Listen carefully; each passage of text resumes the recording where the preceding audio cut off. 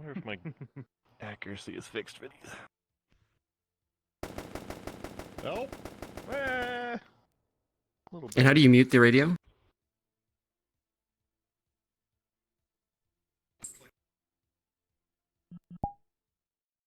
You won't be speaking along the lines she anytime you has want to agreed to with them. Just tap radio and it'll open the radio. If she goes, when she, with Decking 4, if she goes into the Masaru computers to look.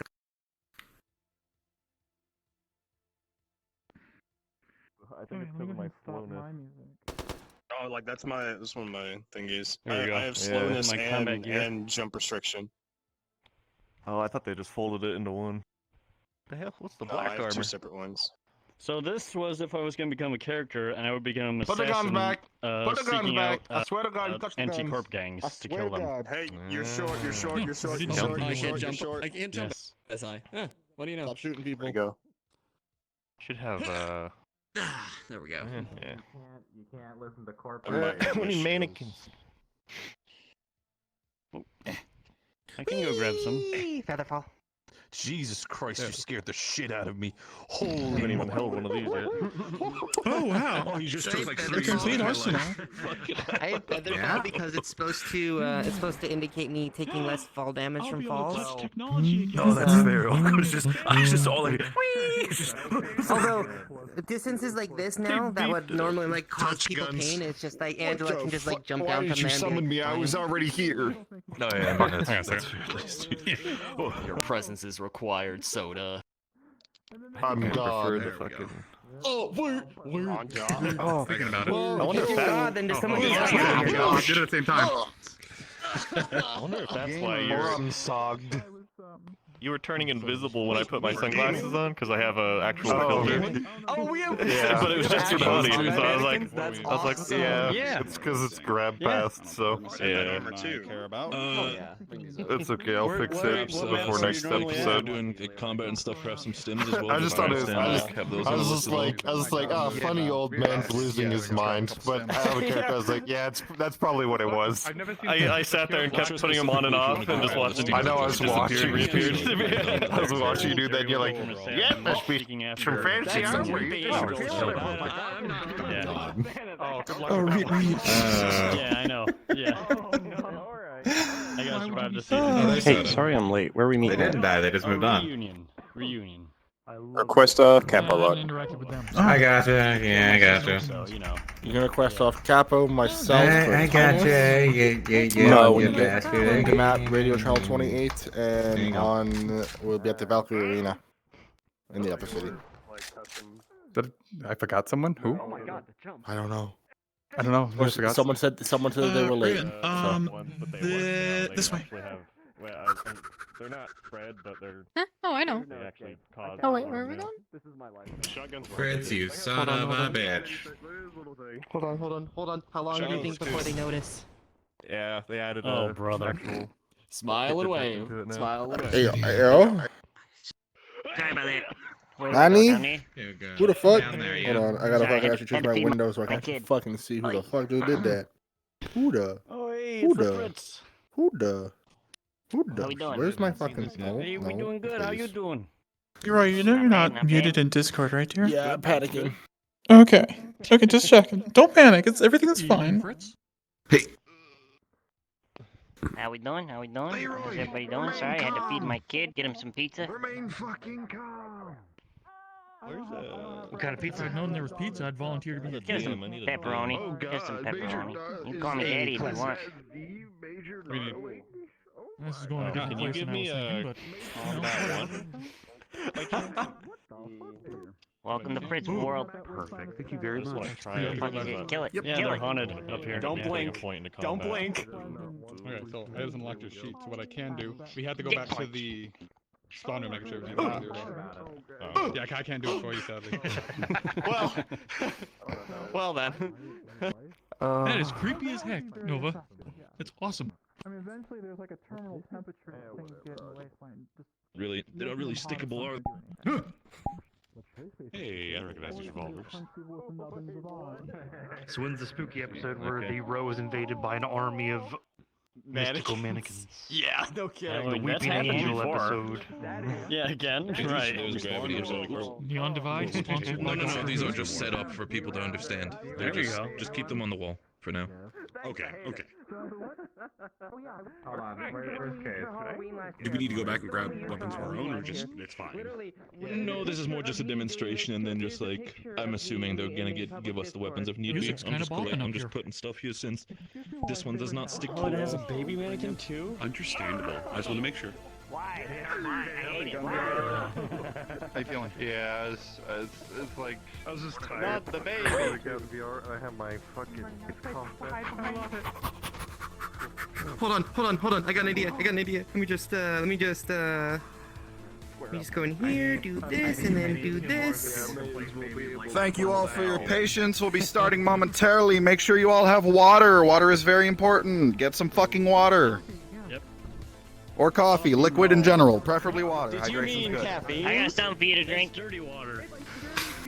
I need coconut oil. Yeah, it's Feel a being little water. dry.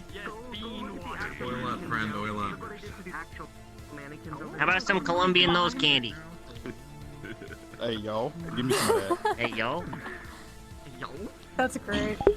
Thomas, let me know if you need anything like mechanical wise. I think Capo's got you, but just in case, let me know. Yeah, at You don't some have point I'll be going Mechanica. over cover. You're the So end. we'll everyone need to do your move out of stretches here. before we get We'll into spawn it. some cover pieces for people that move between menus. Yep, let me know. We got blockers we can set up for people to give you What's cover. that on your shoulder? Pogu. Timeless, what's that on your shoulder? It's a new day. Bonkers. It went through them and almost hit. I'm gonna grab coffee while these yahoos is fucking I deliberating. know what I did. No, the one part of it that isn't robotic. It's all Hey, natural, baby. Case. Baby. Thank you. Alright, I always wanted a baby. if you are not already, please go to radio channel 28. That is where you will hear me if you cannot hear me. That way I don't have to yell. Radio channel 28 if you are not already on there. Please and thank you. Yeah, I remember setting that up. Why are you panicking? Yeah. Oh, okay. You're all excellent. Yes. You're all poggers. My tongue hurts because I cut my tongue. No, you're Don't do that. No, I you're would like to unsubscribe. Make sure to disable the radio when you talk on it, so you can hear us on the radio. You don't need to be speaking on the radio.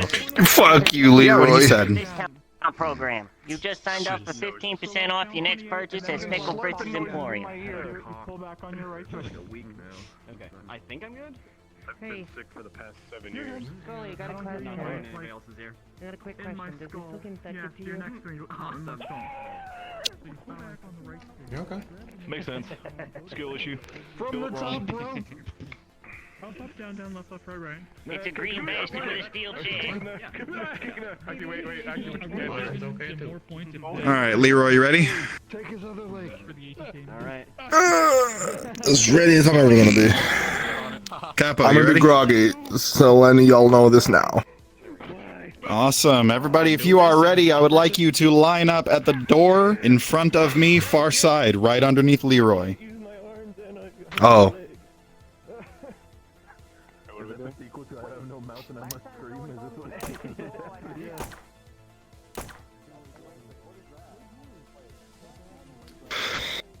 Look at all of you cuties. You're all excellent. Welcome to the workshop. Thank you for choosing Timeless Airspace. Today, I'm going to teach you how to kill people. Who's excited to learn how to kill people? Hell yeah. Fire resistant. All right. So, we're going to get right into the nitty gritty. I am not here to take up all of your day and all of your life. I got shit to do. I'm sure we all have shit to do. So we're not going to be here for too terribly long, hopefully. If at any time you have questions, I will hurt you. Get on radio 28. Get on the fucking radio. He is on radio. 28? I thought it was 20. God. 28. No, 28. We're on the Discord. Come on. Let's go. What a bunch of fucking idiots. Fucking Hogan's Heroes up there. Everybody point and laugh at them. Not really. Please don't. I said don't. You missed. All right. Instructor man. All right. So, if at any time you guys Listen have up. any questions, do that crazy hand wavy thingy, and when I can, I'll get to you for questions.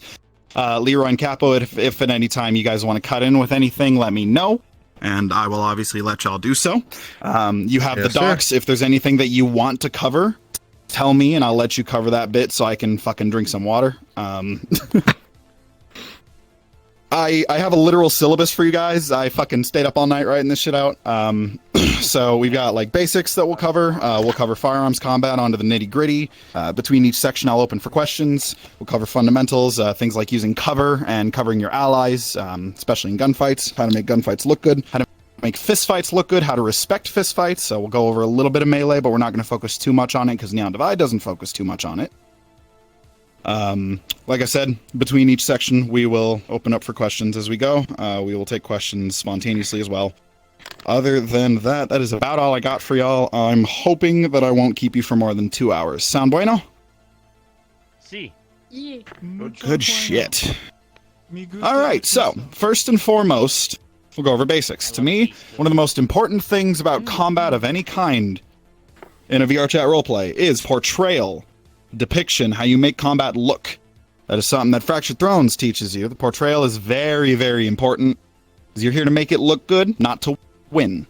That goes for characters and extras. You are not to win, you are to make it look good. Winning is decided by the dice, by your stats, things like that. So, portrayal is everything for both melee and firearm combat. We're here to sell the visceral nature, make deaths look good. All of us in a fight, especially a prolonged fight, are going to be tired. We're going to be fighting for our lives. We're going to be desperate. We are carrying that weight on our shoulders that we could lose our very lives in every fight we go into, no matter how strong your character is, no matter how armored up your corp guard is, no matter how fucking magical and wavy lightning fingers your fury is. You might die. Sell that. Even if you're a synth, you might be deactivated. You don't want to be deactivated. It's in your programming to self-sustain, right? Sell that. Always, always, always sell that. A lot of that can get lost in translation to VRChat. So you have to simulate it for yourself and those around you. If you take a death state, play it out. It's supposed to be immersive and enjoyable for everyone, not just the characters, everyone. You're playing a living individual who, although they may not want to die, failing their corp can result in fates worse than death, death through other means. Y'all know how the corps are. If you're a corp guard, just because your orders are to go die doesn't mean you necessarily want to go die, but you're weighing that either I get shot and killed or Avalon does some weird experimental shit on me. Sell that. You'll be afraid, you'll be tired, you'll have adrenaline pumping through your system at all times in a fight. That's just human nature. Your DMs are your top priority to keep your ears out for you, especially regarding portrayal and about direction. This is for the extras. Your DMs are everything. Anytime a DM tells you to do something, drop whatever the fuck you're doing, do what the DM asks you to do. Especially because they'll beat you up if you don't. If you need a repeat, if you need any clarification, don't be afraid to ask questions. I'm sure they tell you that all the time. Whenever you're given a new directive, if you miss it, ask the DM for repetition. Ask your other extras for repetition if you can. We want to keep as immersive as possible, so if it's in the middle of the role play and you kind of don't have the opportunity to ask, find the opportunity to ask or try to ask in character, like, oh hey, I know we just got an order update, fellow corp guard, what was the orders? I missed it over the radio. That sort of thing. Either that, or if you can't do that, failing that, stay and respawn until you get the opportunity to be given a new directive. I imagine the DMs would rather be one person down because that one person didn't know what was going on, than have someone who doesn't know what's going on be in the scene and fuck it up. Keep in mind that at any point in time, the DMs might change the behavior of your combatant, of the character you're playing, if you're an extra.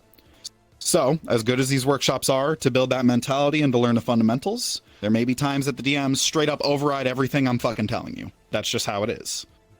If they do so, it is a special case. Most of the time, you will know it if it happens and is for, like, player killers. It's for especially strong NPCs. Any questions? Poggers. The key to involving yourself as an extra is to remember that the characters have put a fuckload of time and money into their models, and as much time into the creation of the story that character surrounds. But that does not make them better than you.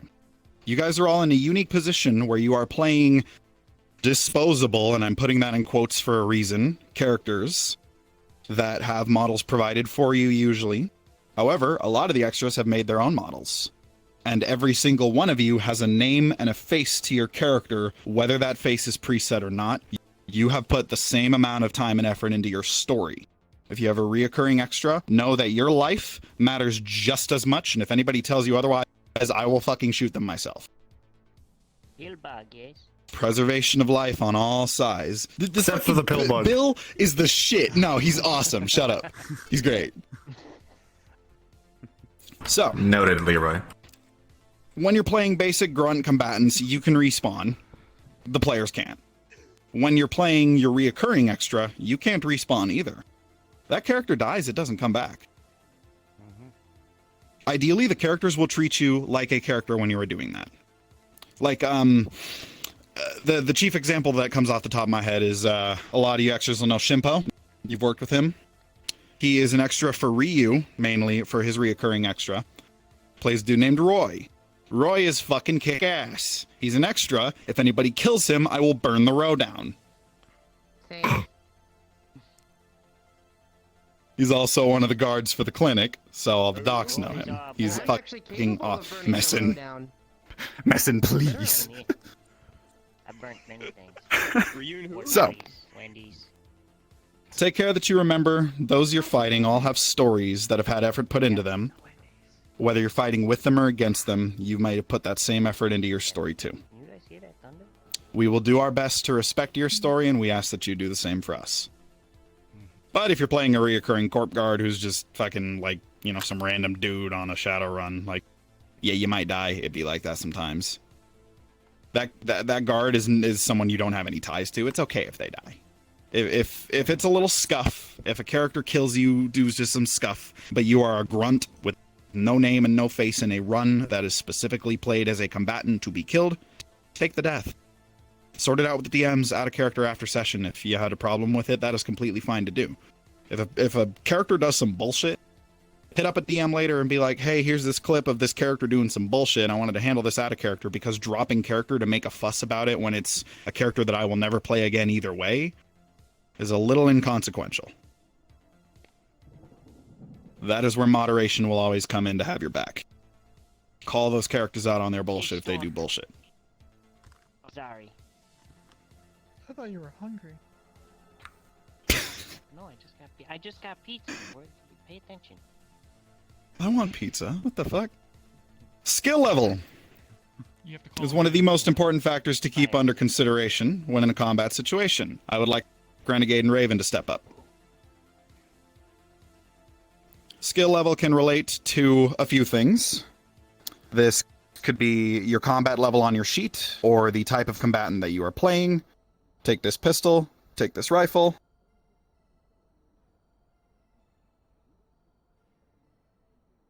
So, here we have a normal, unarmored individual and a corp heavy guard. Who do you think is going to win in a gunfight? Even if I give this Shimetsu rifle to this dude, who do you think is going to win this fight traditionally? Me. Naturally, it's going to be your corp guard, right? Now, you add a character in the mix. I'm sitting here freshly combat 3 with a Vitality Major, heavy armor, and a Shimetsu rifle. That doesn't mean I'm going to beat that corp guard, but I have a bit of a higher chance, yeah? That's where your skill levels come in on both the character side and on the extra side. If you're playing an extra who's just chilling, he's a slummer, or he's a gang member or something, he might have combat 1, combat 2 at most, and a pistol or a revolver at most. You see a corp heavy guard, that's going to scare the shit out of you, even if your like whole life surrounds killing them. You see one of these roll up with a gun out, you're probably like, oh god, I'm going to die.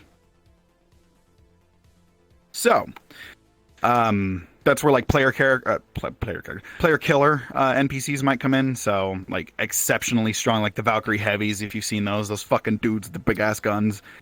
Those are player killers. Furies or sirens. Furies, sirens, those are player killers.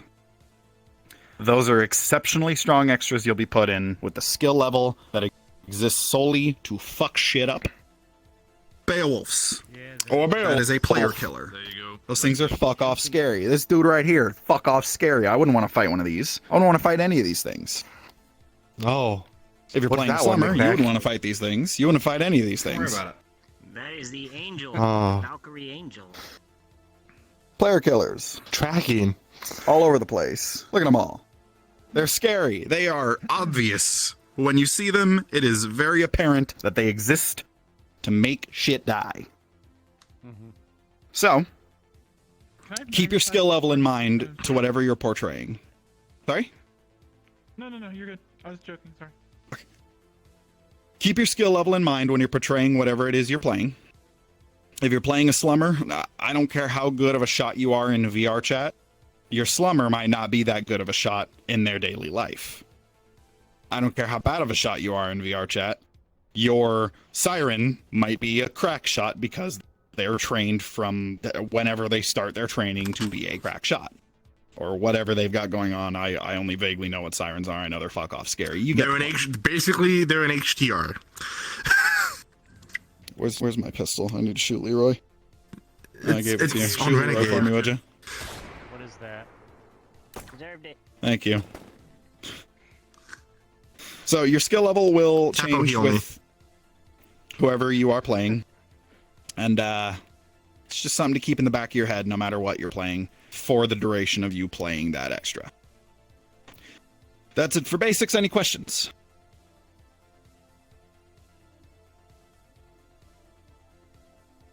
Okay, very nice. Now we get into the fun stuff.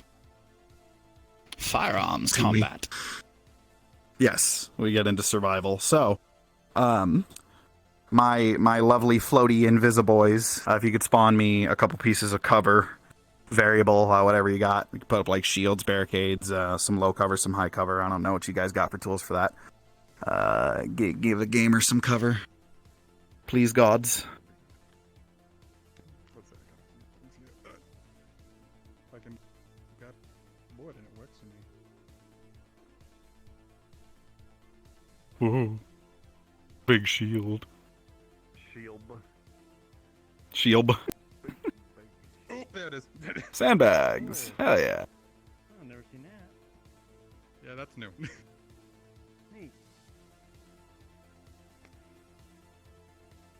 Get this fucking stupid ass laser gun off my hip. Ballistics are better. Change my mind. You can't. See, you look at the damage values. I don't give a fuck about the damage values. I give a fuck if You it goes find pew that pew they're or the bang bang. same. Are they? Oh, Technically, in theory. I see. Understandable. I can dig that in the ground a bit. Yeah. Are you guys arguing? You guys are arguing over gun semantics right now? Yeah.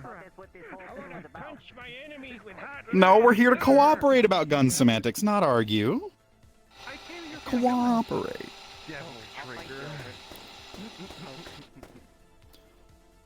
Leroy, please. You have saws and flamethrowers. Look at this staging ground. Alright, I'm gonna... I feel like we're gonna get executed. We get a couple sandbags up here, have Pete shoot over height, and like one or two right here, so that there's an opposite staging ground. Question. Answer. I'm in danger. Can tables work as cover? Can tables work as cover? That's usually DM discretion. And it depends on what you're getting shot with. So, like, against a scrap weapon, most likely. Against, like, a Valkyrie AR, probably not. Fair enough. That kind of gets into the weeds of, like, gun calibers and how heavy something shoots. Yeah.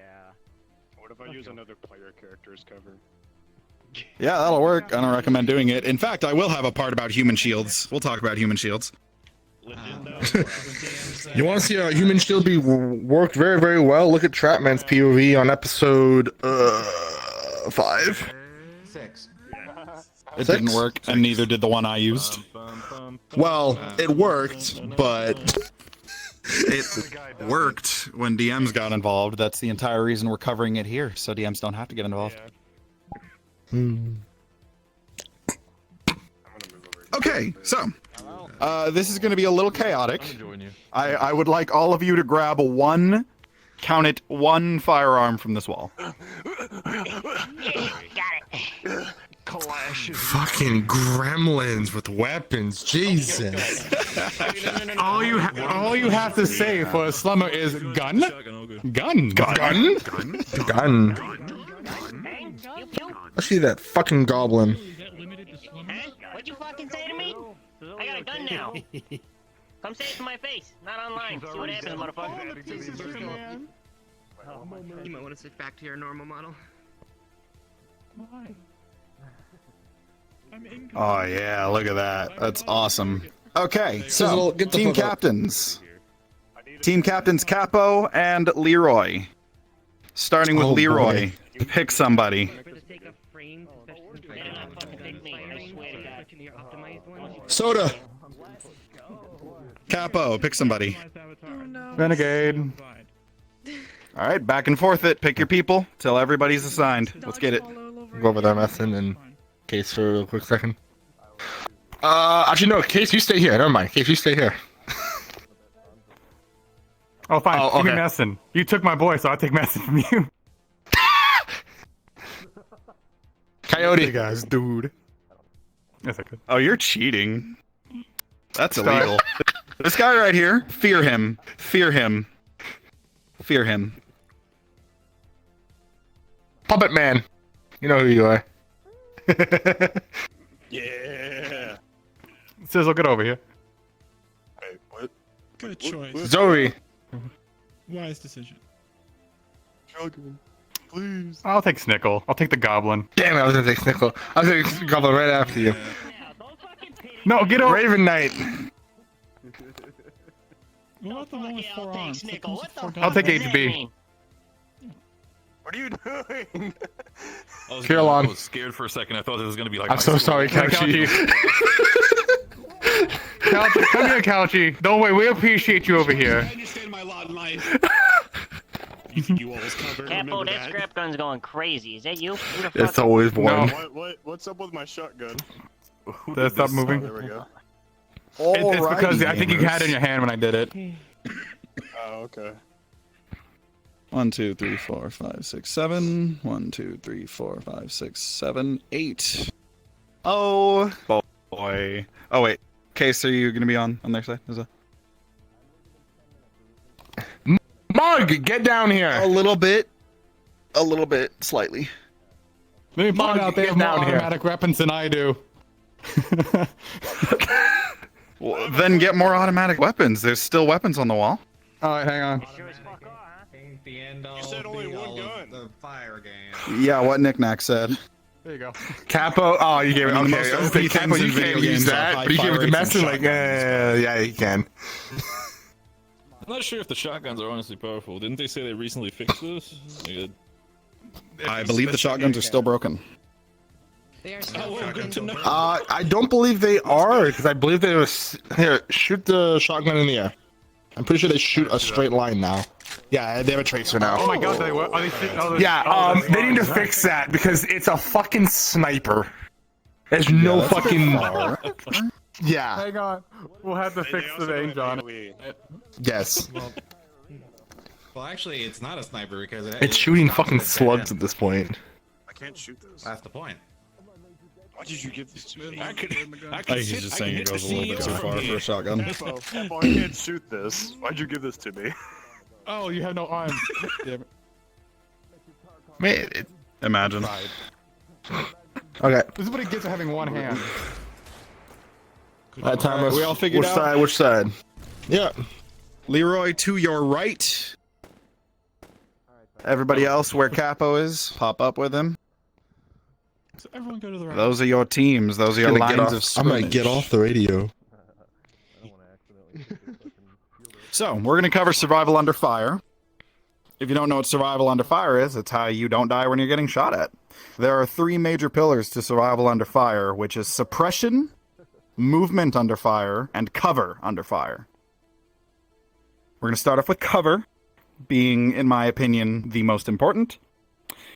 Not only does cover help with portrayal, so you see all of you are already portraying cover fucking excellently. You're all kneeling down. Even if people are in half body, don't be afraid to kneel down and fucking use that cover, right? You want to get on your knees and get behind that shit, especially low cover.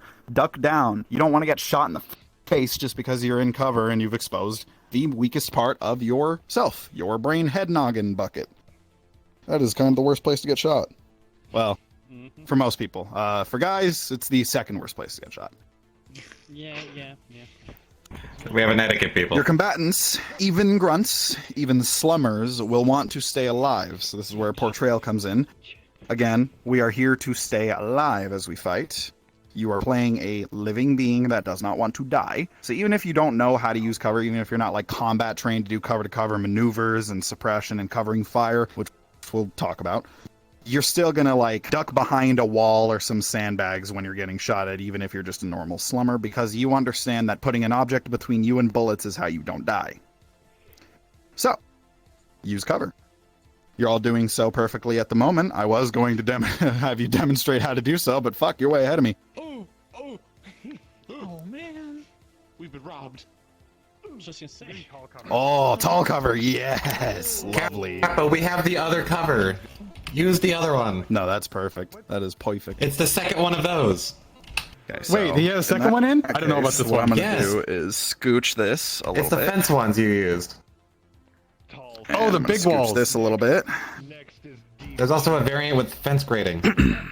Perfect. I don't know those variants. Let me point that out. We'll figure out about it later, but for the time being. Oops. Sorry, Sizzle. I accidentally got it. I was trying to duplicate. I was hurting my knees. Yeah, you don't have to stay kneel down. If Again? you all get how to use cover. You can stand up if you're uncomfortable. Please don't hurt yourselves. Movement. Yeah, Big not my fault. hecking I didn't do movement. So, movement is kind of skill level based, whereas cover kind of just goes for anybody. Movement, cover to cover, and movement under fire can be based on the combat prowess of whoever you are portraying. So they could go from standing out in the open as an untrained bandit trying to run across wide open dunes to, maybe you're some more better trained and organized bandits, and you have a truck that is slowly moving because it has 6 people stacked up walking with the truck on the opposite side of fire. You never know. I'm totally not giving DMs ideas on how to fuck over the wasteland with organized bandit groups. Haha, way ahead of you. There's a bold assumption this is not a wasteland knick-knack. Yeah, but I talk with them a lot. So usually the average slummer is going to like breakneck run from whatever pieces of cover they're trying to go to as they're running away from a fight or however they're doing their thing. Meanwhile, corporate heavy guards on a run are probably going to be stacked up with each other, going cover to cover, using covering fire to back each other up as they move individually. So, knowing how to move under fire, big important. Biggest parts of moving under fire are, as I said, cover to cover, and suppression and covering fire. So, one of the quickest ways to die is moving during active fire, whether that is active fire from your allies or from your enemies. The fastest way you can die is moving while getting shot at. Dear God, if there is gunfire, it's probably better to stay in cover, at least for the most part. Again, DMs might direct you to go fucking throw yourself at the enemy. Who knows? But what I want is, I would like for Soda, you have a rifle. Come to the end here. Fire at that tall piece of cover when I tell you. And I'm going to fire back at you from here. We are both going to intentionally miss one another. And I'm going to have Coyote go stand next to Soda.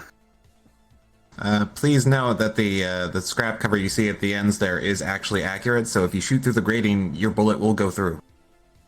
That's fucking cool. So, when I say fire, Soda, we're both going to shoot into our cover. Coyote, you are going to attempt to rush me down while we're shooting and show them why moving under fire is bad. 3, 2, 1. Oh look, Coyote's dead from friendly fire. Crazy. That wasn't friendly. It was mostly friendly. I think I hit him like twice. Make sure he's out. Hey, wow. Please. Props on that solid snake death yell, though. Please demonstrate how to use that before you use it. Like that. That's how you heal. Interesting. So items like that, little stims, kind of like, you know, inject yourself somewhere that a vein would be. You know, we'll go over stimming a bit more in detail. But you get the fucking point, right? Don't run cover to cover while there's active fire. Instead, what you want to do, Leroy, I want you to be next to Soda for this. Oh boy. And Coyote, you are going to be pushing once more. I will fire at them. You two are going to cover him. So when he is ready to move, Coyote, you will tell them that you are ready. One of them will give you covering fire. They will fire in alternating patterns.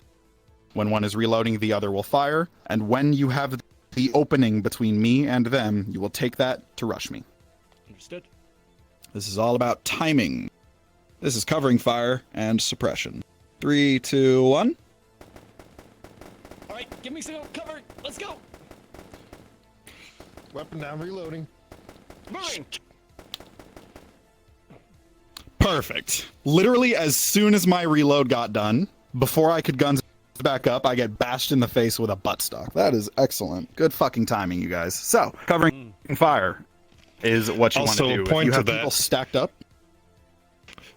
Call out when you're reloading so the other person can switch with you.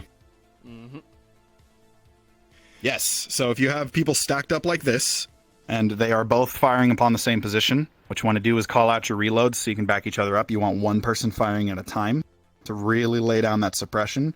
For those of you who don't know, suppression is basically you're receiving incoming fire, and it doesn't have to be on target. It has to be close enough to where if you peek your head out or you try to move, you'll probably get shot. That is being suppressed. That is meant to keep you down more than anything. It is an ammo waster that is meant to keep your enemy from moving on you. Covering fire is the use of suppression with alternating parties to make sure that a third party can move during friendly suppression. You never want to move during enemy fire. You want to keep the enemy down so that your allies can get you ahead on your time and when you're ready, especially in a position like that. We are firing diagonal from each other. That is called a crossfire. When you're moving under crossfire, covering fire is the most important thing. Now, were these two firing directly across at Star and Couchy, it would be a little bit different, because Coyote could very well just come along the outer wall of that as these two are shooting at each other on both sides. He doesn't have to worry about getting shot, because as long as his allies practice good trigger discipline and don't shoot him on accident, he only has to worry about the enemies shooting him. So if the enemies are down reloading, he can just rush in. But when you're moving from a crossfire position, always wait for your enemy to stop shooting and your allies to stop shooting, because they give you that window. Any questions? Poggers. Okay, so another key factor of suppression is cover to cover. Ooh. Hello. Raven. Should we go Hello? over the terminology? Yeah, if you want. So, terminology, you can kind of just play it by ear for the most part. Obviously, not everybody in the roleplay is here, so not everybody in the roleplay is going to know what you say if you use certain terminology. So, if you want to cover somebody, just tell them covering fire. Tell them you'll give them cover. Anything like that that implies that you are covering them and that you will be shooting so that they can move. Terminology is kind of loose on that, so that, you know, people who don't know can figure it out. Same for suppressing. most people know what suppression is just from video game go burr, but if they happen to not, give them a quick rundown. Just be like, I'll fire at the enemy so you can move. Doesn't have to be fancy. Just has to get the point across. However you are comfortable getting that point across is the way you get that point across. As comfortable as possible for you. The people who are usually the most fancy are the people who are the most combat and built their character around combat because they want to. Yeah, so most of the people who know their callouts are the people who build combat characters to begin with. So that'll just give you an indicator of who you're working with at the very least. Suppression is also very strong for sniper players, by the way. So Coyote there is holding a sniper. So let's say Leroy and Soda are suppressing Couchy and Star, right? They're doing their thing. They're keeping the other two down.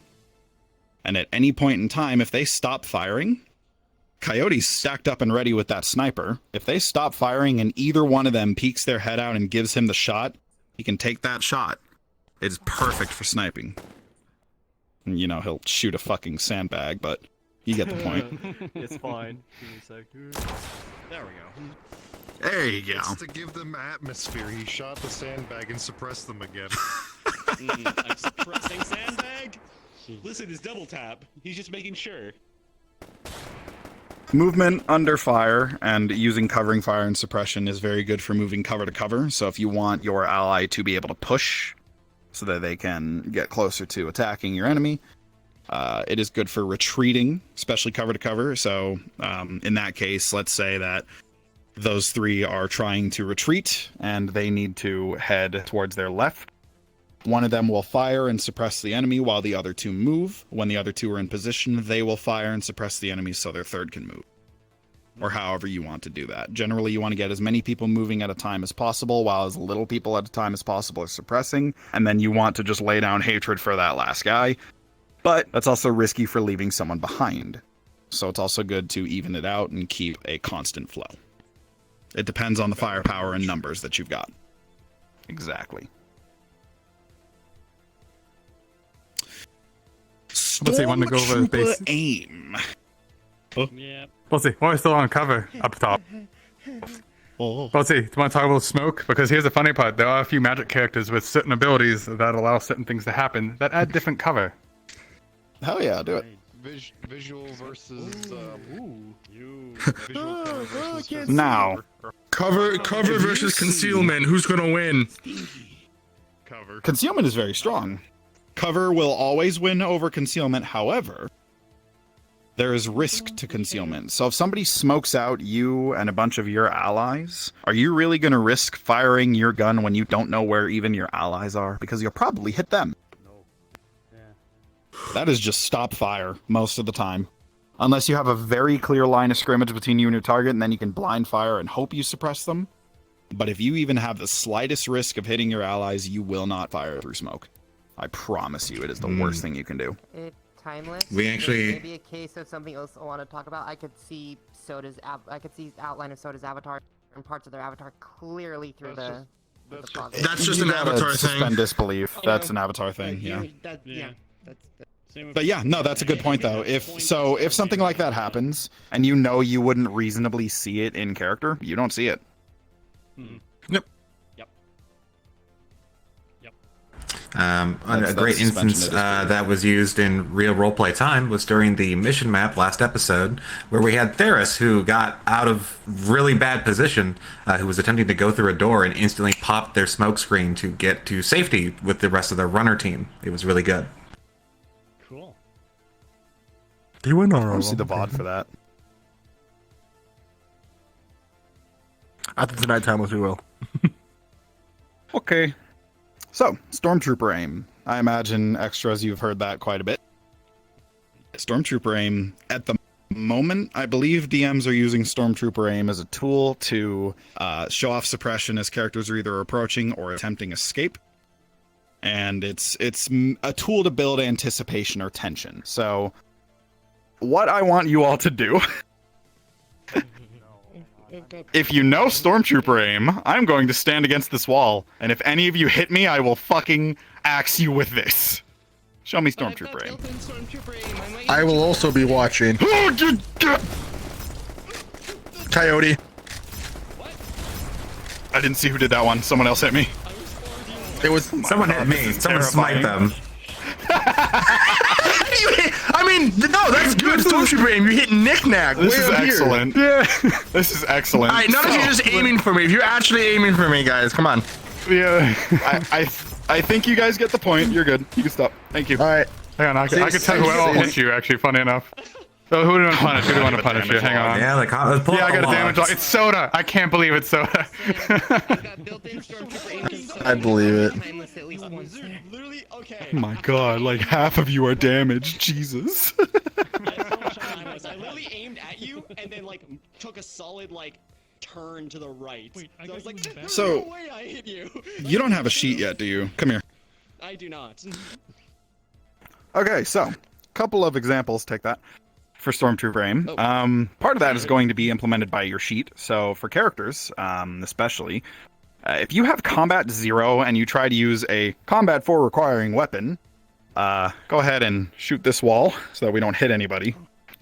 Time us move. You're in the way. I will hurt you. No. Oh, you want to shoot at him? No, shoot that wall. Shoot that wall. I'm shooting at this wall. I'm having him shoot me. But okay. Shut up. You see how inaccurate that is? No, hold the gun straight. Don't. Yeah, don't move the gun. Actually, just hold the gun straight. So actually, come back to where we shoot me. Okay. Come back to us. No, don't shoot him. Come over here. Okay. Shoot the wall. I also reload by flipping it over, right? Yes. Pull trigger. Hit the trigger. Pull trigger. Hit the trigger. There we go. There you go. There we go. Noted. All right. Oh, I don't even have to mime the recoil. Yeah, no. So if you have 0 combat, hand that to me if you would. If you have 0 combat, odds are that it is going to do a lot of the work for you for Stormtrooper aim. However, that's a bit more accurate. Leroy. Basically a laser beam. So usually Stormtrooper aim is a bit of your sheet and a bit of your own actions. So, you know, if I, with combat 3 and an accuracy enhancement, was told to Stormtrooper aim, well, that is still a pretty fist-sized group. That's still pretty good. So what I instead want to do is space it out myself. You can do a bit of both. Just know that having combat 0 is probably going to space it out a lot for you already. So you might accidentally end up hitting somebody by trying to space it out. And that's not necessarily a bad thing. If you hit somebody, you hit somebody. And I think that Coyote was that brought up with the recoil. You don't have to act out your recoil. Sometimes with the guns and the map latency, we'll see you do the recoil, but your tracer, your bullet will you'll be aiming this way and you'll pretend to go up, but your tracer will go all the way up, and people see that from their POVs. Best thing to do is just go side to side with your recoil, and just move it forward and back, not up and down. Forward and back is better for the recoil. Either that or wait for the VRChat latency before you add the recoil, or shoot again. Yeah. Shoot, wait a second or two, and then recoil. You're using a big gun.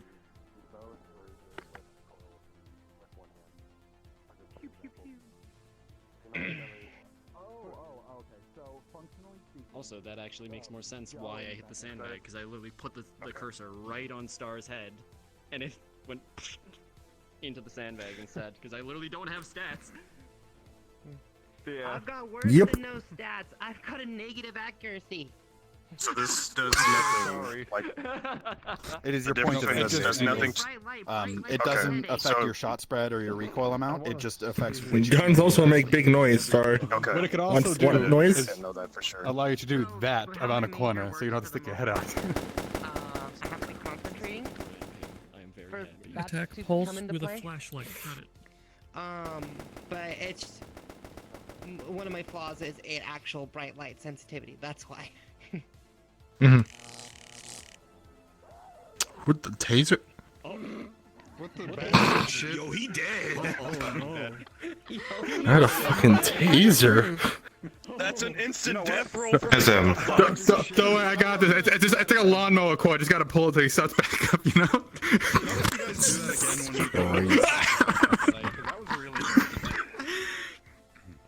I mean, in the end, you Well, Mezin is the Wasteland champion. He has to be good at melee. Him? I'm gonna have y'all do that again when we go over reacting to melee because that was excellent. Good job, Zori. That was so good. That was so good. That was Zori. Oh, that makes sense. Hey, Yeah, Timeless. She actually has that on her character when she's running around the row. Yeah, I know she does. Okay. Star has her question. No, for Coyote. Star has an answer. Oh. Not for Timeless. I got a question for Coyote. Oh. Does this gun look loaded to you? Oh my god. Okay. The answer may surprise you. So, sharpen up a little bit here. I don't want to keep you all day. So, Firefight Tactics, everything we just went over there. Suppression fire, covering fire, movement between cover, things like that. Those are all going to be skill level based. Those are, the average slummer doesn't know covering fire. The average slummer doesn't know suppression. The average slummer knows run away, shoot things that are in front of you and not die. However, the average Corp Heavy Guard probably knows all those things. The average combat character probably knows all those things if they have previous combat experience. The average non-combat character would know none of those things. Again, keep skill level at all times in the back of your head, both your sheet skill level and the skill level of whatever it is you are portraying. We might have Furies, for example, that have like Arcane 4 or however the fuck magic works. I don't fucking know how magic works. You get the point. And 0 combat, but they might still be experienced in combat through what a Fury is. So they would know how to fight with a melee weapon. Just because there's 0 combat on their sheet, that is a mechanical thing in place so that they cannot aim and fire guns effectively because they are magically inclined. That doesn't mean that they're bad at combat. That'll be entirely up to DM discretion. Usually the skill level of your portrayed character will be told to you by a DM. If you would like to know the skill level of your portrayed character, if it is not implied, ask a DM. They will tell you. This next section I have titled Respecting Player Actions. However, I want you to know that a player in this case does not mean a character. It means everyone. It means characters and extras. You should always respect the actions of everyone around you, no matter what. So, players can attempt any number of unorthodox tactics on both sides. It's up to you to be able to react properly to them and help sell the portrayal. Usually, something that characters will do often is grabs, human shields. They'll try to get within melee range if they can, especially if they're melee-based characters. Something that if that happens, will do the worst possible thing you can do. I will fucking... The worst possible thing you can do is what I just did. I need a handgun. Who has a handgun? Carolina. There's one hanging right there. I know that. So, Leroy, come hither. I am hither. Face me and grab me. This is what you should never do if you're grabbed. Instead, what you should do if you're grabbed is grab me again. Lock into that engagement with him, or like drop your gun, or however you want to do that. You could just kind of like holster it again, but it's dropped. You get the point. It's portrayal. And get into that fist fight with him. Respecting player actions, especially in melee range or grab range, can come in a few ways. So, if you get grabbed, if you get interacted with that closely, don't just shoot him. Help him play it off. Have some fun with it. Mainly because shooting them just kind of removes their capability to use any melee that they might have. Like, so for example, I'm not in my character model at the moment. I'm in the model that I use in another roleplay. But my character, for those of you who have seen it, has a pink metal robo arm. That pink metal robo arm is a row melee weapon equivalent. If you get punched with that, it hurts really hard, like a melee weapon. It's got little spikes on the end to portray that. It'll be a sword later, fun fact. But but you don't like sharp things. I don't like sharp things being used against me. Fair. Good job doxing my sheet to everybody, you fucking... About to shoot Leroy again. It's on the wiki. Anyway. It's on the wiki. Oh no. You're on the wiki. Wait, who? Mom. Wait, I'm on the wiki. Wait, I'm confused now. Oh my god, we're all on the wiki, okay? Oh no. I'm not on the Sharpen it up a little bit. You get a little blunt. Yeah. Characters will do a lot of random bullshit to try and make shit happen. Have some fun with it. Interact with them. If they try to grab you, you know, fist fight it out. Don't shoot them. And this comes from both the inside and the outside. So one of the worst things that you can do, Soda, I want you to demonstrate this, is if I grab Leroy, Soda, shoot me. Get the fuck back. I grab him, I turn him to face me, and I get shot in the back. That is pure agency removal, right? If you see a fist fight happen, let the people who are having that fist fight play it out. If you see melee of any type, grabs, fist fights, melee weapon fights, if you see somebody run up and butt stock somebody in the face and start getting at them, let it happen and let them handle it, because out of character, you'll be removing their agency if you just shoot them or try to break it up or get involved. In character, especially as like a corp guard or someone who is trained, the first thought in your head is, if I take this shot, I could risk hitting my ally. That's a very bad thing to do. That's a very, very bad thing to do. So, if you're not sure whether a character is kosher to grab you or not, Raven, come hither. And Kurlon.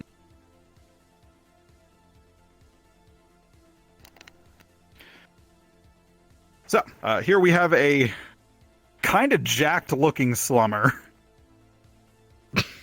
and a corp heavy guard. Star, come hither. Jacked slummer, corp heavy guard, tiny bean baby.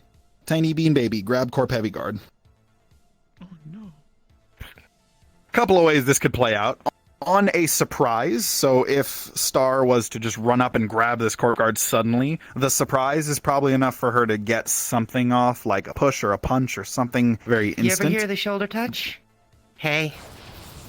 Or that. And the reason Star has something like that is because she knows that in any other situation where it is direct combat and you expect it, if you see them run up to you, grab them again. On that direct run-up, this Corp Heavy Guard watched Star's character run up, so you're in fucking full armor holding a gun. The odds of Tiny Bean Baby being able to do anything from a grab are slim to zero. You could very easily, like, headbutt her, you could push her off. You've got the weight. You've got the weight in that situation. She's got the magic in that situation. Now polished. Jack Slummer. Oh, thanks. Kurlon is an absolute beefy unit-looking man at the moment. And as much as that is an individual in full armor, this dude looks like he could lift an individual in full armor. That's probably a more even engagement. When that grab happens, they could just get into an even fist fight. Same thing for me and Leroy here, right? We're both evenly armored. We're both about the same height. This would be an even fist fight on a grab. It would be very much a back and forth, not one of us winning out. Now, fucking Warren or Capo, if Capo comes up, you just look strong and big and angry and in full heavy armor, so Jack Slummer tries to grab Capo. That's probably not going to go your way. I don't think you can lift him. He doesn't look liftable. Messin, come here. Messin could fucking shit toss any of us. Just fucking shit toss. So that's very interesting. So, because you know nothing about magic, it's kind of why I'm here. Magic is a wild card in this situation. One of the situations is this. This is a strength enhancement. No, strength enhancement. So with this would put me on equal grounds with this. Yep, that puts them on an even battlefield, if not giving Capo the advantage purely because of how strong magic can be in a certain scenario.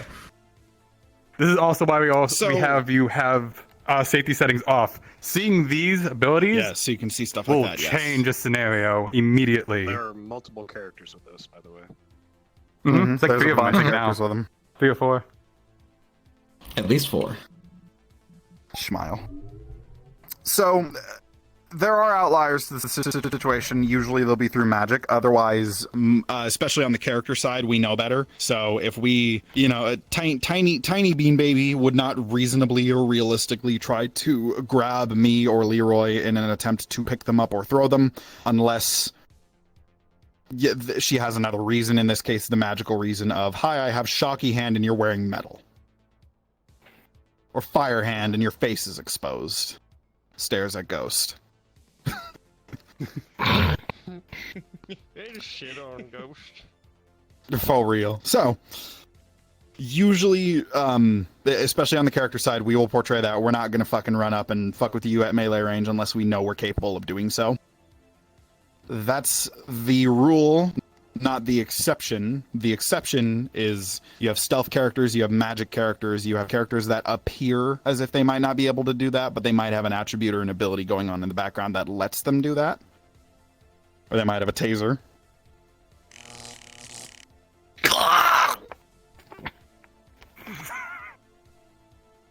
Thank you.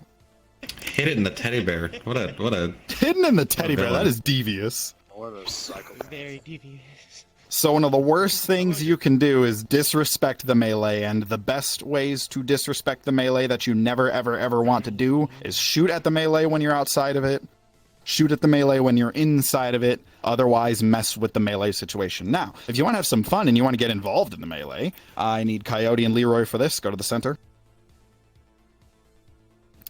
I'm gonna get off the radio. Enjoy an FT styled fist fight for me, gentlemen. How about I watch these two fucking dance, by the way? Oh boy. Oh my god, Coyote. Fight pits, place your My man's bets, about to place fucking your chop bets. where on him. Off the ground. I'm putting 10 copper on Leroy. Really, Soda? You're gonna DM? Alright, 10 copper, Coyote. DM, am I winning? Come on, don't ever fight each other. Coyote.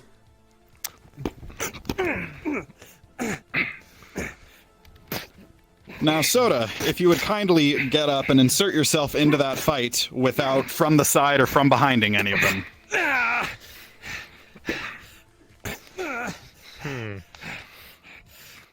Grab. Throw. Oh, not the grab and throw. You leave him alone, you son of a bitch. Perfect. All right, you're good. So, what Soda did there to insert himself in the fight is he was like, hey, I want to get involved in this fist fight. So, he waited for a moment in which spacing was given. That would be Leroy being tossed to the ground and Coyote backing up to give Leroy the opportunity to stand up. I'll go over spacing a little bit more when we actually talk about melee in depth. And what Soda did, he walked up, he addressed the person that he was targeting, waited for the person to turn, telegraphed the punch, and allowed him to decide if he took it or blocked it. In which case, he took it. That is how you insert yourself in a melee if you see one, if you want to get involved and you want to make it a multi-man fight. That said, don't gang up on people. I don't want to see more than 2 people fighting one character at a time, to be honest, unless the DM tells you otherwise when it comes to melees, because you can very quickly get the upper hand by just mobbing the fuck out of them, and that's not great. Unless that So- character's designed to take on multiple people. Unless they're designed, and again, that's usually when a DM will tell you to make it happen. And most exceptions, again, exceptions, not the rule. For any other recent example was the assassination attempt that happened recently. So that is an exception, not the rule. Yes. Yeah. Any questions on all that? Yeah, I was just gonna say. Ooh, I got a from couple of that hands. perspective, the more people you add into a fight, the more likely there is to be VR scuff, because you can't tell if somebody's coming at you, or you're hearing multiple things and you're hearing them all in your ears at once, and they're all localized, so you can't tell where the sound is coming from. All of the above.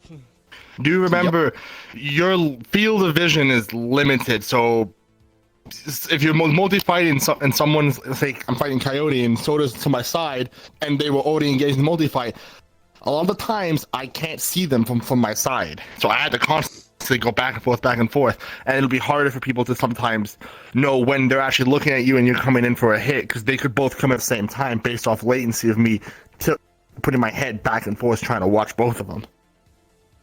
And of course, there can be a lot of trust in fights, and if you've got people that you fought with before and you know how to have that ebb and flow, then that's one thing. But it can just be scuff to look out for. Yeah, if I were to get into melee combat with Soda, Coyote, Timeless, Capo, Star, those are all people that I've roleplayed. Like, I know I can do almost anything, and they can do anything to me, and we would sell it. As you roleplay more and more, you build more of a trust with people. We'll cover melee in detail here soon. I'm going to take questions and we'll get into all that. We never had one, I believe. Nick had a question as well. Yeah. You go first. Oh, okay. Yeah. You're muted if you were talking. You're muted if you're talking.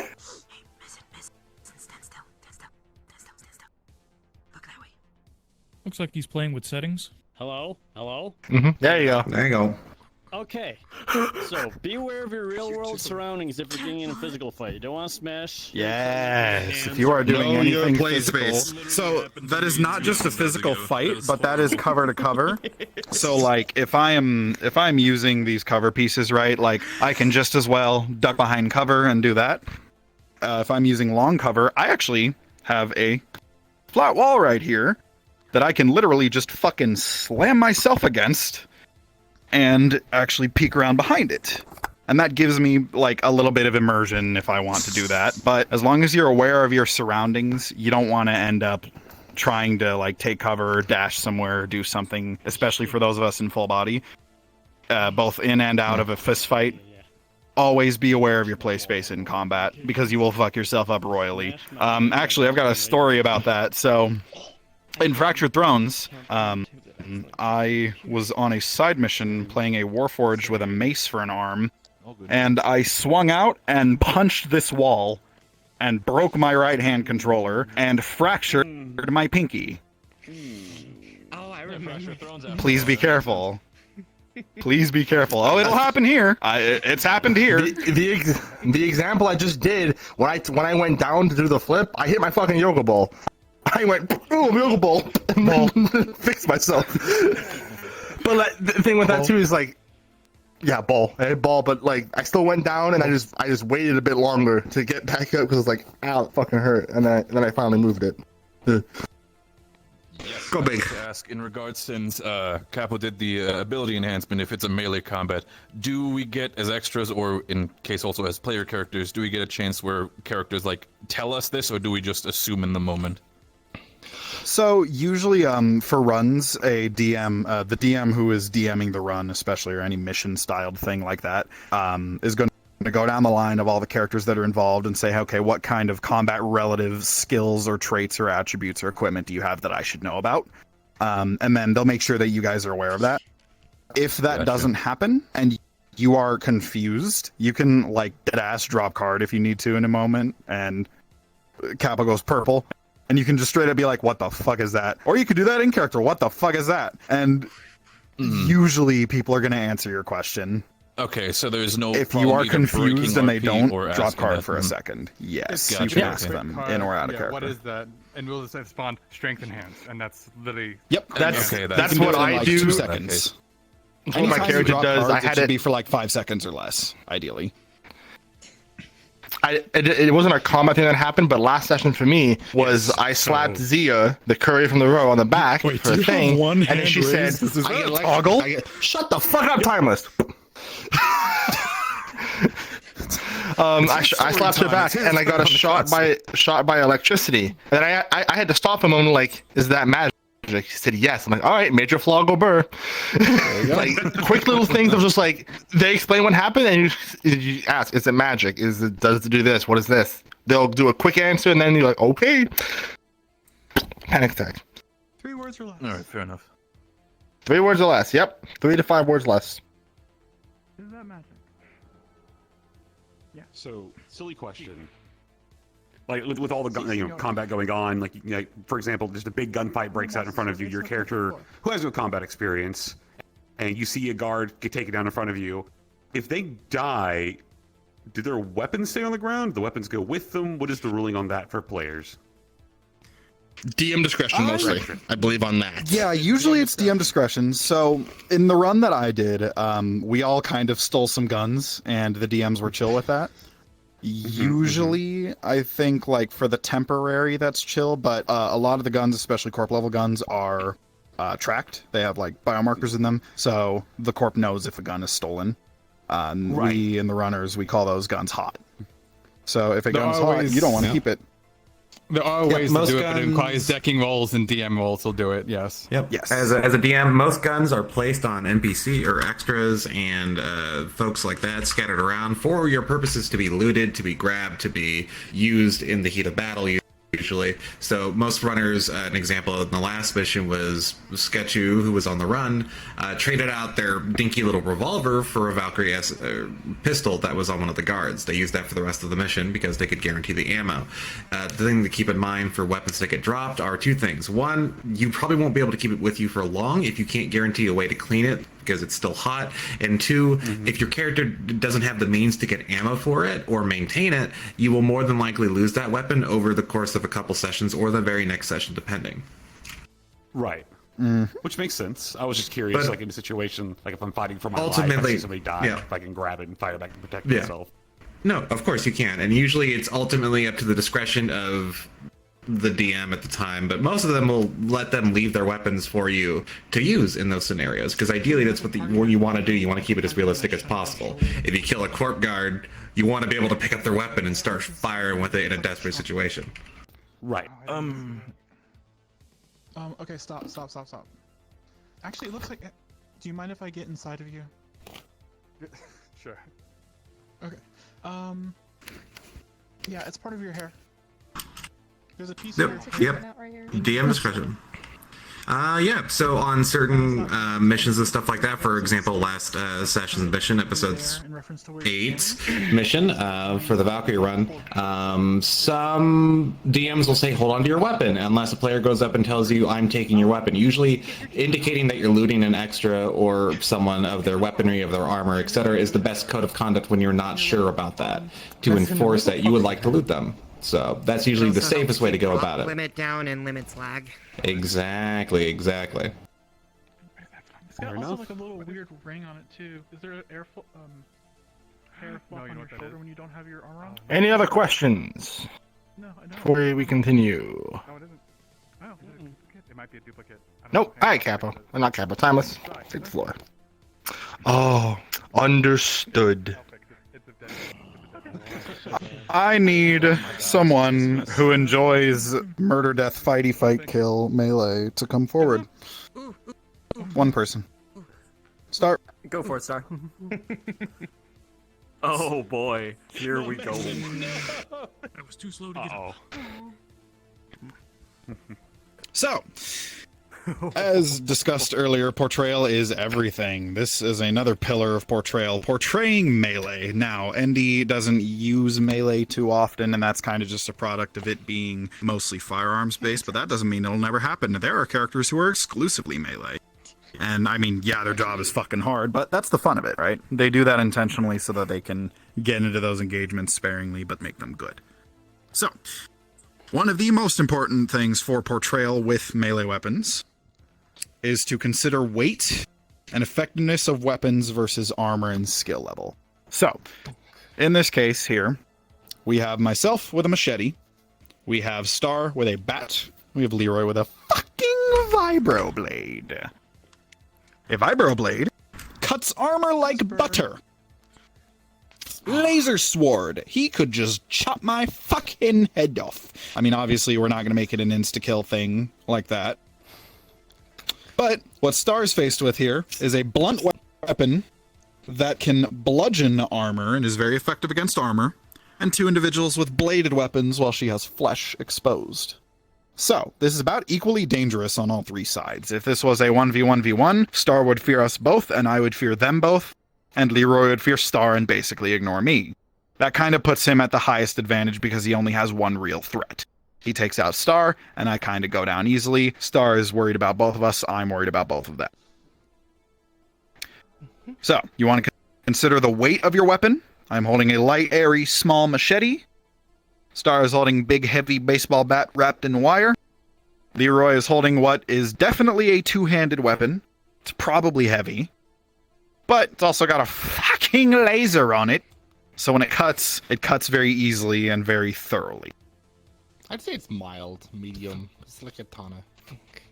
It's a two-handed weapon. They say it requires two hands. It's still a two-handed weapon, but it's still going to be medium. It is a two-handed weapon, but it is a very light weapon. Plus, it is corp grade, so corp grade is a very important thing to note. All of our weapons usually have some sort of color indicator on them. Orange is the first tier that you will get into the technological-based weaponry. This is red, so it's corp tier.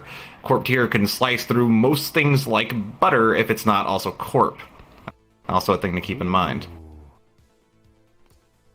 Yeah, so if I was using hard light, so if I was using like Kevlar versus that, odds are that he's gonna slice me like butter. But if I'm using corp grade armor versus that, maybe not so easy, right?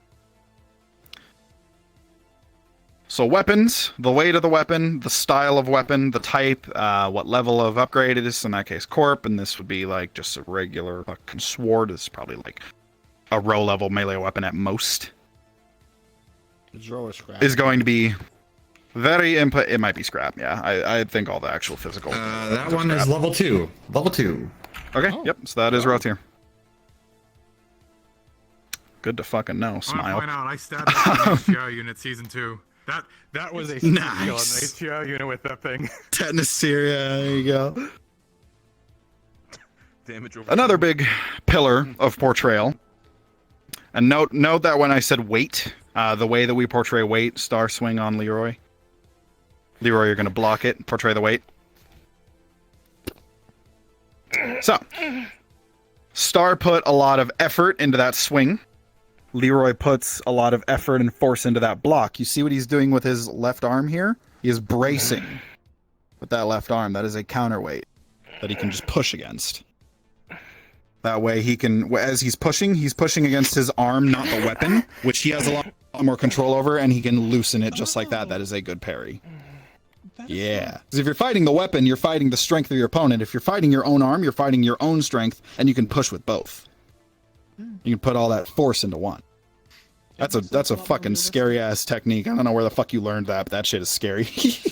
It's hard to do too. That only works sometimes. we get that stuff during workshops all the time. So like in VR, if you put your fist against your forearm, you can. No one did that in a workshop. I did that on my own. And trying to hold your hand out and nothing. Exactly. Yep. I'm constantly doing that when I'm going. It helps you play into that pressure because you can push against them a lot better and make that look good instead of just miming that out in the air. Yep. Because like in theater, like if you grab someone by the hair, you just put your hand on their head. There will be blood. Yeah, so that if any of you have any experience in theater or in stage, a lot of that can translate into VR. If any of you have LARPing experience, a lot of that can translate into VR. That's where a lot of like you get a lot of the scuff out by doing things like that. So those are like tricks of the trade, right? So just quickly checking in, and again with melee, it's still the same rule as to not shoot in that case, to not remove the agency in that way. Try your best not to ever remove agency. If you see a fist fight or melee of any sort, let it play out. So a big thing with melee is I need long gun. Thing is with melee is you can also use guns for melee. So if I wanted to,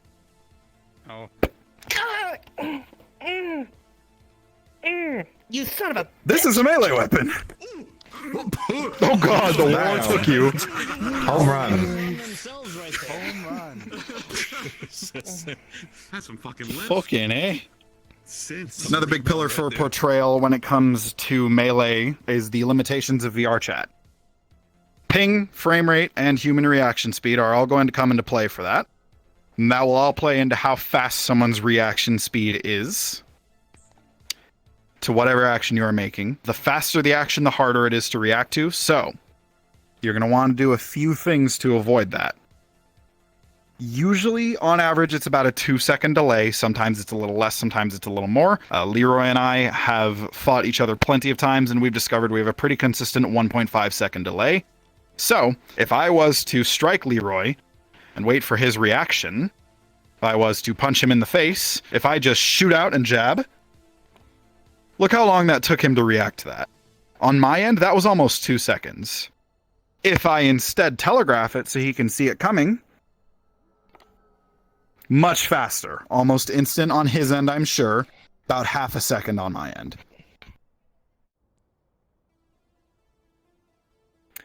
So, the way that we look at that is, again, you're going to consider your skill system, whatever skill level your portrayal has, whatever skill level your portrayed character has, will always, always, always come into play in every situation involving combat. Some people are going to be better at melee combat than others. Some characters are specialized for melee combat. You might have some player killers like the, I don't know what they are, but the Shimetsu fuckers with the arm blades. Those are probably melee specialists. Indeed. So keep that skill system in mind at all times. You also just have the characters who have big fuck-off melee, like Kappa or Mezen over there. Big fuck-off melee, you're going to sell the weight. So in the case of either of these two meleeing you, odds are they are using their weight in a heavy weapon. That is going to hit you like a literal truck. Oh, ow. If you're able to block that, odds are you're going to go down to one knee if you're able to block that. Unless you happen to have super strength. One so, thing if I Messin was do to want swing to on bring Capo, under normal circumstances, that's going to hit like a truck. If he were to activate his strength, his little magicy magics. My controller's dying, and I basically push off it. He could push off that, and now it's a more even fight, and they can actually get into it. One thing Notice you how don't want to do slow and telegraphed his movements are. That is perfect. Sorry, what were you gonna say? One thing you want to make sure to not do that I've seen some people do. That's in I'm gonna use that for a second. I wouldn't be able to carry this, but one of the player characters, no offense to them, Yeah, forward and back. Don't forward and back. We'll talk about that. You come forward, swing. Rubber banding, no. We'll talk about that. Rubber banding is bad. So, like that last mission, yeah. big thing, defender's perspective will always look better. In other words, whoever you are attacking, it will look better on their side. If Leroy is attacking me, and he is playing into telegraphing, and he's taking his time, and he is making it very apparent what strikes he is going to make, it's going to look a little bit better on my end. My reaction time is almost going to be instant. On his end, it might be a little bit delayed. That's ping, that's frame rate, that's various elements of lag. But if my reaction speed is instant, on my end, it is instant. On his end, it might be a little bit delayed, so just keep that in mind. If you are the attacker, you have to play into the delay a little bit more than the person you are fighting will. On their end, it's going to be a lot more one-to-one. So give them that leeway, give them that time to react. That is where telegraphing comes in. So instead of me just striking at him at a speed that he can't keep up with, right? I'm going to cross in, cross in, cross in, give him that time to react. Each time I am pulling back, I am picking a direction, and I am swinging so that he has time to see that. Cross in, and it's just a slow, flowy motion. This is also how you fight IRL anyway. You aren't just going to swing the fuck out of your wrist, even though a lot of it comes from the wrist, not your arm. Dear God, it always comes from your wrist, not your arm. You will make it a consistent motion, because if you are too fast, you can lose your grip. In the case of VR, if you are too fast, people can't keep up with you. So you want to telegraph that. You want to play it out. You want to play up your punches, wind back, bring it in. In a real fight, it won't be that slow. Messin and Capo did it basically perfectly, especially for portraying heavy weapons. Yes. If I might add, so like with maps that are like capped out, like with like 50 players, if the player or the extra looks like they are in a slideshow, they're probably less than 10 frames. So try and also exaggerate it even more than what they just showed, so that they're able to. Yes, if you see someone who's especially laggy, play it up a bit for them as well. Exactly. Just say wasteland map. Last episode, Upper City would have been a slideshow for some people. Undercity was bad. I was like 11 FPS in the Undercity last episode. Yeah, I saw like 53 people in there. Have fun. Okay, I need Leroy, Star, Messin, Capo, Coyote. Oh no. we doing a battle royale? No, we're Probably. doing a multi-man Oh. fight. All of you have one objective. Take Messin down. You will do this in waves. The way that you will do this, if you are ever in a multi-man fight, unless a DM tells you otherwise, you will do it in waves. There should be no more than 2 of you fighting him at a time. Make it happen. You're literally doing like the Bruce Lee movies where like 1 or 2 people come at him at a time. It's fucking great. But that is how people keep up reactions. Put the fucking shield down. Put the fucking shield down. He can use Give the man a chance. The opinion failed. Let's go. How do you see things right Or you can use both. Oh no, I'm taking that. Okay. It's behind you. So something like that, if you do an attack from behind like that, you want to call that out. Make sure you let them know. Also, don't fucking abuse that. From behind or from the side is one of the worst things you can abuse. If you use that, it is because a DM tells you to use that. Just drop down on my back. Players are probably going to abuse that on you. I apologize in advance. Especially stealth players will almost always hit you with from behind or from the sides. It's gonna suck. I apologize. I think Kyle's completely Oh, look at him crawling away. Hey, Trentair, look up. Wow. None of his friends are even helping him. Little help! Hold on. Oh my god, you guys are extra as fuck. Go help your ally. Anyone who wanna fucking help? Go help your ally. Alright. Grabs the shield. Go. Pulls you away. Turns you around. Come on, big guy. So anything that's hard to portray what Capo did in less than 10 or so words, as shorthand and as short worded as you could possibly vocalize whatever it is you're trying to do. We want to stay away from talk RP, but if you absolutely need to vocalize what it is you're trying to do because it's hard to portray otherwise, do so in as short amount of words as possible.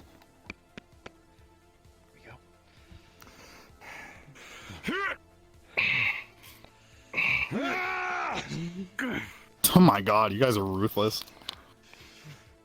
But you notice that some of them are waiting to come in. They could just be vibing. They could be shit talking in the background. They could be, you know, sharpening their weapon, pacing back and forth, looking for someone else who might come in to help them, waiting to engage with that fight, but keeping an eye on it so that they have their opportunity to engage. That way you're not getting mobbed down 5v1 or however many v1. There's at the most 2 to 3 people at a time, a manageable amount. That manageable amount will change based on who you are fighting, especially with characters. A DM might tell you that person can take 3 of you on at a time. That person can take 4 of you on at a time. That person can take 2 of you on at a time. That is your signal to know how many people you can go in at a time. Jesus Christ. Is he dead? Did you kill him? No, hold on, let me roll. Let me roll for it, hold on. No, he's dead. With disadvantage. With disadvantage, hold on. Not actually dead. Not actually dead. Well, I'm not a mechanic, so I can't tell that, so... Oh my god. Oh, so no. Alright, hold on. Me. Now it's gotten silly. Alright. I blame Timeless So for that. that's how you handle multi-man fights. You want to keep it a certain amount of people at a time. The DMs will usually tell you how many people someone can take on at a time. Now we'll talk about surprise attacks and why surprise attacks suck. Do we have any questions before we talk about that? Exactly why you shouldn't have done what I did at the beginning of that fight. I was just gonna say, if you want to see a good in-character multi-man fight, was when Cornelius was getting beat up in the row. Yeah, go watch that. You mean The row? You get jumped in the row. Undercity. Oh, Undercity. Undercity. Well, I don't go down there. All you I folks wanted are to the ask same to me. as an extra. Oh, sorry. I look like you apologize. Please continue. Yeah, no. You've already started. Go ahead. I don't care who. All right, I'll go. I wanted to ask as an extra who does not have like leg trackers. Oh, no. If we want to RP kick someone, can we just call that out as well? Just like kicks you in gut. Yep. Yes, you can. If you're half right, fucking that do right that. there just kicks on the left. We'll take it. I promise you, we'll take it. That's my major Now, flaw, man. now let me show you something Leroy will fucking take. All right. Hi, Leroy. No. Stay where you are. Stay where you are.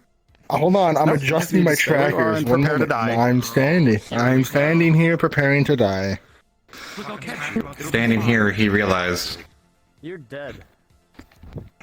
I'm the real one now. Damn it, that's your. I'm sorry. That was stressful. I hit my elbow. That was a stressful.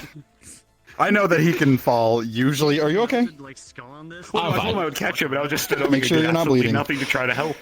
So that shit, I only do that shit with people that I know have crash mats, they have gym mats, they have futons, they have places that they can safely fall on. I'm doing crash mat. Roy's just a maniac, Star's a maniac, and I'm a maniac, and Coyote's a maniac. We all just fall on floor. To be fair, I line myself up so my head still hits my bed. If you know how to theater fall. Somewhere. Yeah. If you know how to theater fall, if you know how to Pratt fall, that is what you want to do. Do not land on your pointy bits. It will not cut through. Fall in such a way that you can control your fall. Yes. So it's less of a question and more of an immersion thing that I noticed that I can just point out for like people like us who are like normal fleshy organic people. If you're running up to a security guard or somebody who's in full armor and you just go, I'm gonna punch this man in his helmeted head, it's gonna hurt your hand probably on the top back. And see, that's if you have like a cybernetic that you're punching with. If you punch metal on metal, you're not going to feel that. How about For them, it's going to feel like a blunt object. That's going to hurt a lot more than like that's going to hurt like a weapon, right? Right. And actually, on that subject, Star, I need that machete. So, on that subject, metal on metal is a big one. Flesh on metal is a big one. So, with my fleshy fist, Raven, come hither. Little one. Stop. I don't want. Coyote, come hither. So, I am wearing what looks like metallic armor. However, my gloves are cloth. If I was to punch this boy, this is cloth on face. That's just a punch. However, when I'm in this armor, I'm still my character. This is still a robotic prosthetic. This is a cybernetic arm. So, what I tell corp guards when I am punching them, or when I get into melee with them, is cybernetic arm. And they're going to take that like a real punch, and I'm going to take that like a real punch that was metal on metal, because I can do so. But if I was to do that with this fist, it's going to bounce off and hurt me more than anything, and they're just going to like take the impact and look at me funny. However, if you have a bladed weapon, or a weapon that is ineffective against armor, you know, I can cut and stab and it's just going to bounce all day. You still have it back. Pommel strike. That is a blunt object. That is how you get in. Buttstocks of weapons. A buttstock strike will at least disorient. A pommel strike will at least disorient. There's a reason that machete has a big, like, obvious, like, guard on its handle as well. That's a good, like, thing you could use as a fucking great brass knuckle implement. Brass knuckle. That is a knuckle. That's the word. Yeah. That is a knuckle. You can punch with that. That shit angy. So, again, that is cybernetic, holding a weapon, knuckle, bop. Oh my god, your skull. It's like a Mortal Kombat X-ray over here. Harvest his organs. I'm falling down a lot today. This is fun. Oh my god, don't harvest his organs. Okay. Surprise attacks. From behind, from the side, from within, from beyond, from the grave. The bane of our existence. And why you never, ever do this. I apologize in advance because stealth characters are totally going to do this to you. I'm sorry, we can't stop them. Case in So, point, what I did at the beginning of the other fight. Usually what's going to happen to you is if a stealth character comes out of cloak and they want want to attack you, they will say, from behind, stab, Capo. They will say, from behind, pommel to the head. They'll call out what they're doing, what direction it's coming from. Don't do that. It's going to happen to you, so it's good to know how to react to it. They will almost always tell you what direction it's coming from and what they are doing. So it'll be from behind, a stab, from the side, pommel to the head, from wherever, whatever it is they're doing. Don't do that. They're going to do it to you. I'm sorry. If a DM tells you to do it, fucking do it. Sirens might do it. I don't fuck it. Invisible, stealthy people are going to do it more than anyone. It's a good surprise attack technique, but it's also highly abusable, which is why we discourage doing it.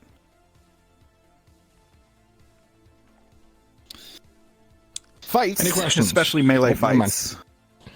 I will. Fucking. Fights, especially melee fights, are something you want to take your time with.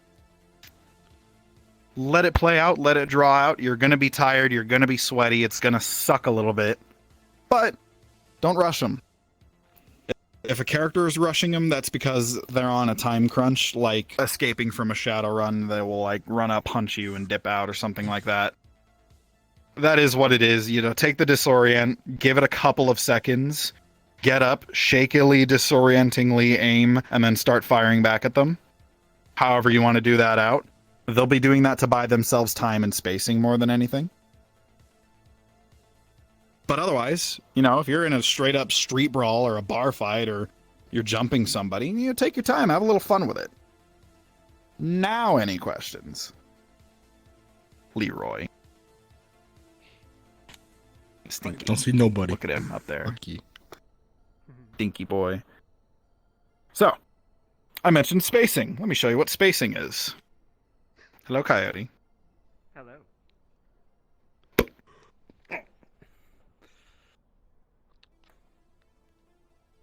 Now, see what I did there is I kicked him, boot to the chest. He's not going to go down, but he is going to back up. And that gives us both time to reset ourselves. So if we're in a brawl or we're in an engagement or we're in a grapple or something like that, and we both decide that we need a break, or one of us decides we need a break, what I'm going to do is toss him to the side. No force is being put into it, but I'll just say that I'm going to throw him from the side. So toss you to the side, left.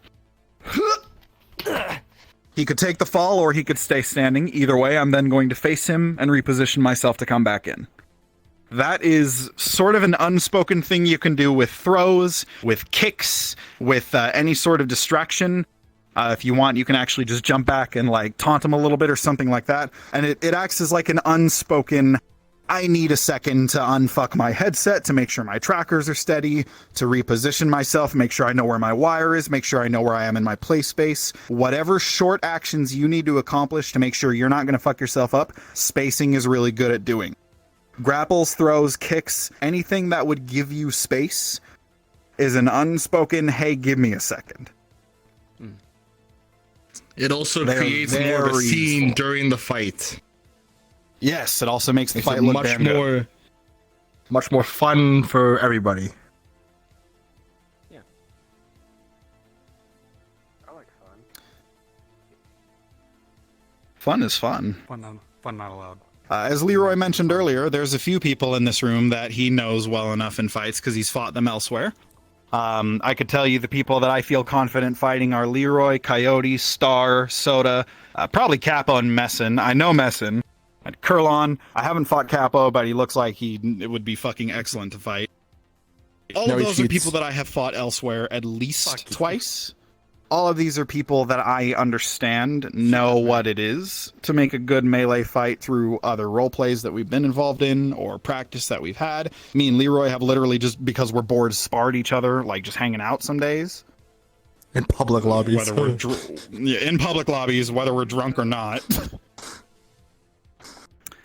And those are people that I have the experience with. So if there are people that you know you are confident fighting, there are people that you're like friends with out of character really hard, or you just know that they've got the chops, try to learn how they fight.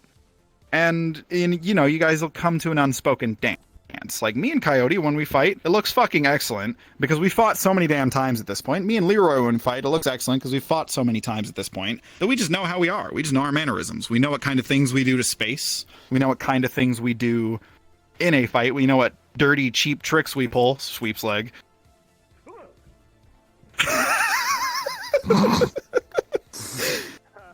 See, he just knows. Like, timeless. You'll Trip. get to know some people. Trip. DM declaration. Trip. From above. Don't forget, DMs can also mess with you in combat scenarios as well. Yes, they can. That's the rare from I've done it to at least a few of the FT people already. It's been quite a good bit of fun. Yeah, I watched you do it to Tosha. They're like, "Hey, old man, trip." He wants to declare old manisms. He can, sure. Trip. God, I need elbow pads. I just skinned the fuck out of my elbow doing that. I need knee pads. It happens. I am so used to skinning. I fall on carpet. I do this every day. It's fine. It just builds spirit and calluses. You build up an immunity. Yeah.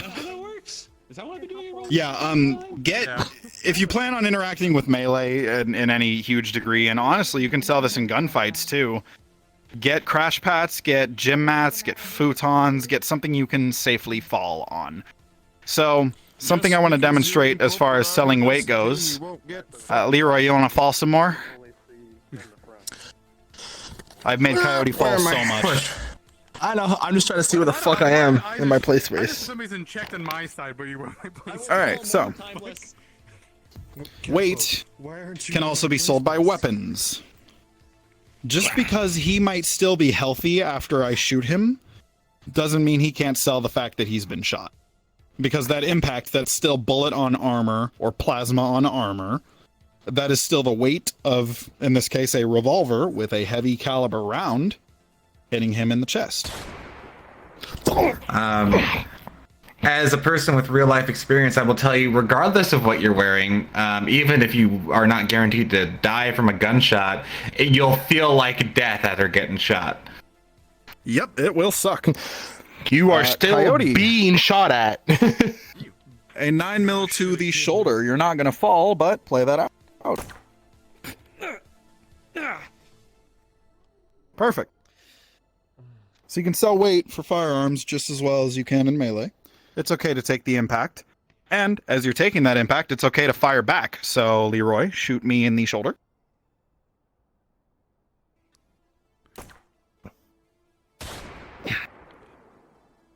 You see, I played off getting shot, but I still fired back. Whether or not I hit him is up to how good you are at firing while you're reacting, but, you know, play it off. Don't be afraid to get a little into the nitty-gritty. Yes. How would you like for synthetic extras to play this off? Ooh, okay, so in the case of you could probably just, like, tank bullets and not really care. You big man, big angy mass. You'll lots of still mass. take a hit. You'll still, like, depending on what hits you, you'll still, like, react to it, but that's about to the extent. Yeah, for synthetic characters specifically, it's not that your pain is making you recoil, it is the force of the impact that will make you recoil. So you play it off very mechanically compared to most biological characters who will play it off as like, oh, fuck, there's a new hole in me. But for you, it's just like getting hit with a ballpoint hammer. A lot bigger, though. So the way that I play it off is health states. I know you guys can't see it right now, but Leroy is about halfway to a minor wound from healthy. So the way that I would play it off, Leroy, shoot me again. Okay, not in the head. You have corp armor. Shoot me in like the arm or something. Okay, that's the chest. Okay, point being, like if I get hit in like the chest or the arm or something, right, and I'm still healthy, I'm going to play that off as a graze. So the bullet impacting with me is what makes me recoil, not the pain. It is the weight and impact of being hit on armor with a round going faster than the speed of sound. Because that's how fast bullets go. Usually. There are subsonic bullets, but, you know, suppressed weapons, that's what that does. Now, in that recoil, if I come up and fire on him again, now he could take that graze from a health state. No, you can stay down. You can stay down. I'm just going to make you fall back more. Okay, well, now you're up. And I missed. Yeah, you did. There we go. Now, on a minor wound, that is when you actually take it as you have been shot, right? So I'm going to take it as grazes and things that I can walk off until I'm minor wound.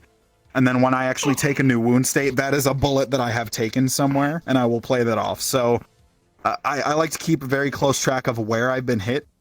If I take a minor wound from like a chest shot, I'm gonna play that off as like my arm got shot. Now my arm's a little bit limp, and if I want to like use that arm in combat again, I need to at least brace it or kind of like take care of it, at least long enough for adrenaline to run through my system, right?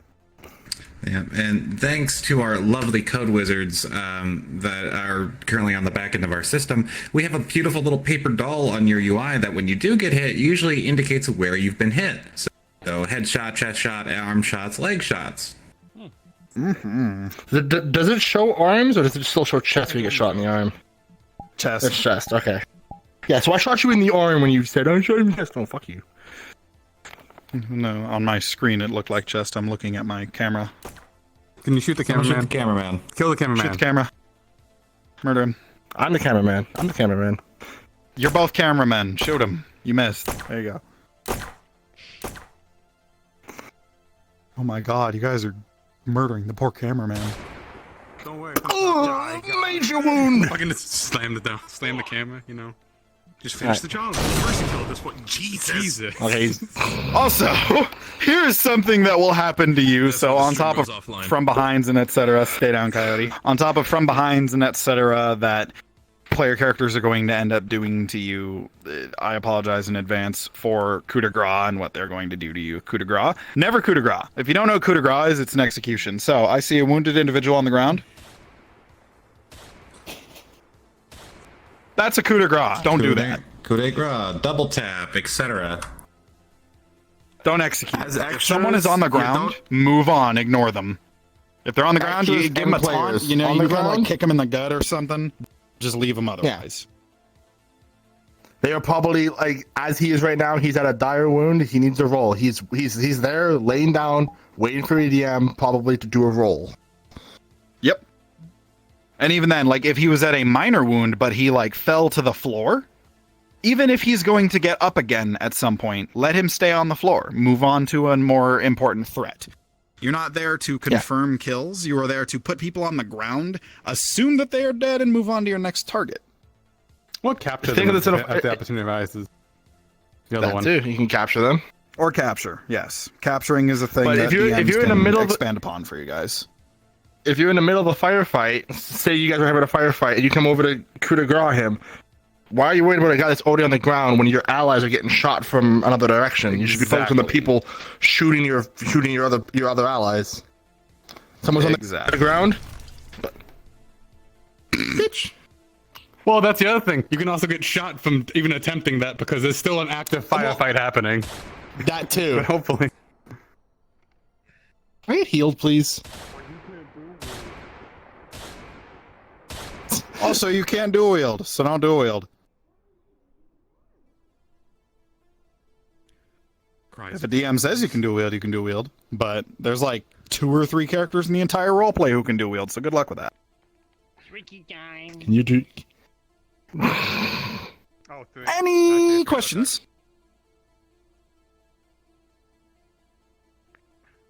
I see no hands. Very pog. Okay, so that is all of the main material that I have for you guys.